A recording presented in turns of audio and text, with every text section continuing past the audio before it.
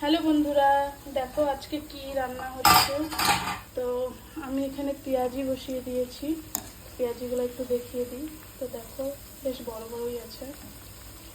তো পেঁয়াজিটা হোক, আর এদিকে পাতলা করে মুসুরির ডাল করেছি। দেখো বন্ধুরা,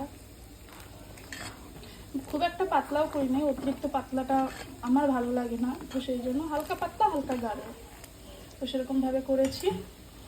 আর করেছি এটা কি বলতো, এটা বলছি আমি। প্রথম তো এটা বুঝতেই পারছো, এটা ঢেঁকিয়া শাক ভাজা করেছি রসুন পেঁয়াজ দিয়ে। তো এটা খুব টেস্টি হয় রসুন পেঁয়াজ দিলে। আর এটা এটা হচ্ছে কারকোলের পুর।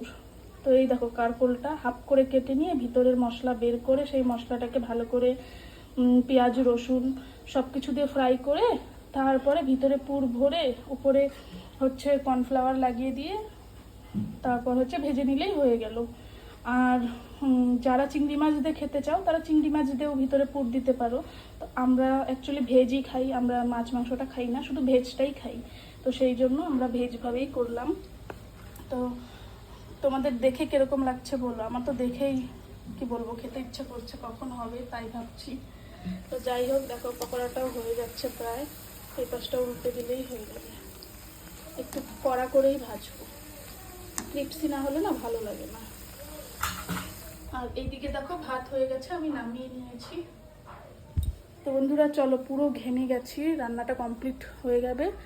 তো হোক রান্নাটা। তো তোমরা দুপুরে কি কি রান্না করলে কমেন্টে জানিও। তো চলো, বাই বাই।